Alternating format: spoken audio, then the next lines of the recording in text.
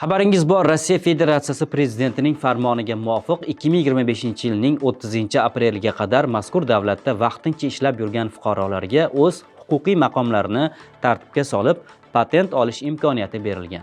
Ushbu jarayonlar qanday ishlayapti, bu imkoniyatlardan muhojirlar qanday foydalanmoqda degan savol barchaga qiziq. Milliy Pay ilovasi orqali Rossiyadan O'zbekistondagi istalgan Uzkart hamda Humo kartalarga tezkor va asosiysi eng zo'r kursda pul o'tkazishingiz mumkin.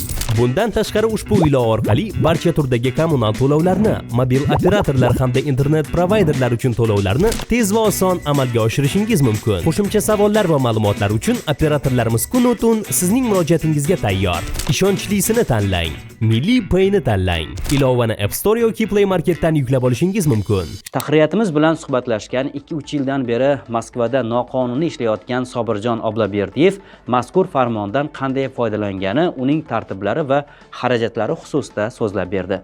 Ismim Obloberdiyev Sobirjon. Kelganimga 2-3 yil bo'ldi. 2-3 yil davomida hech qanday dokumentlarsiz Rossiya Federatsiyasida bo'ldim. To'g'risi, aniqrog'i Moskva shahrida. To'g'risi, birinchi marotaba shu xabarni sizlarda o'qidim. Birinchi marotaba o'qiganimda 1-yanvar kuni o'qidim, что Vladimir Vladimirovich Putin, Rossiya Federatsiyasining prezidenti amnistiyaga imzo chekdi degan xabarni o'qiganimda xursand bo'lgandim. Keyin o'ylanib qoldim, ancha ikkilandim va nihoyat mana shu kun, bugun 10-mart kuni qaror qabul qilgan holatda o'zim shaxsan borib topshirdim. Hammasi yo'qshadi. Mana hozir MMC Saxarovodaman. Men mnogofunksionalniy migratsion sentr Saxarovodaman. Xo'sh, nimalar qoldi? Men aytishdiki, daktiloskopiyaga borib shtraf to'ladi ishda. Men хорошо. Hozirda hammasi ishlayapti. Qo'llarda.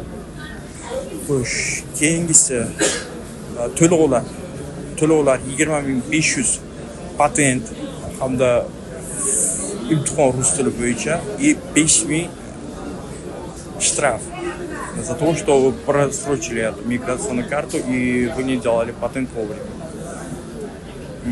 Hozirda очередь juda ham ko'p emas, o'rtacha holatda. Ko'p tarmoqli Saxar va migratsiya markazida hujjatlarni rasmiylashtirgan Sobirjon muhojirlar o'zlari bilan qanday hujjatlar olib kelishi kerakligini, bu qonun kimlarga ishlamasligini va ayni paytda markazdagi holat qanday ekani xususida xabar berdi. Sizlardan talab qilinadigan narsa, agar amnistiya bo'yicha keladigan bo'lsalaringiz, eski migratsion kartalaringiz va hamda registratsiya so'nggi marotaba qayerda registratsiya qilingan bo'lsangiz, registratsiyalar bo'lishi shart. Kelinglar, kimda kim agar ulgurmagan bo'lsa, 30-aprelgacha qonun kuchda, 30-aprelgacha topshirishlaringiz mumkin. Topshiringlar, patentlarni olinglar. Bu qonun kimga ishlamaydi? Bu qonun kimda kim zapret bo'lgan bo'lsa va hamda deportatsiya bo'lsa, shunday insonlarga ishlamaydi. Patent annullирование bo'lgan, или bo'lmasam registratsiyasi o'sib ketgan, или bo'lmasam migratsion kartasi eskirib ketgan bo'lsa ham ishlayveradi. O'z navbatida ilk bor mazkur farmon va uning mohiyati haqida xabar bergan Migrant.uz tahririyatiga minnatdorlik bildirdi.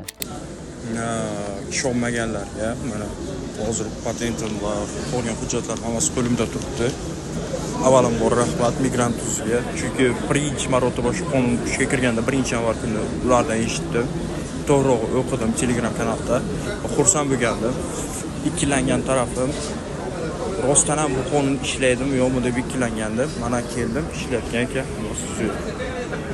Eslatib o'tamiz, mazkur jarayonda O'zbekiston fuqarolariga yordam berish maqsadida Migratsiya agentligi tomonidan shtablar faoliyati tashkil qilingan. Legalizatsiyaga doir savollar bilan quyidagi telefon raqamlari va Telegram orqali huquqiy yordam uzbotga murojaat qiling. Hurmatli Rossiyada mehnat faoliyatini olib borayotgan kanalimiz kuzatuvchilari, 30-aprel sanasigacha davom etadigan legalizatsiya jarayonlaridan muvaffaqiyatli o'tgan bo'lsangiz, o'z tajribangizni biz bilan o'rtoqlashing.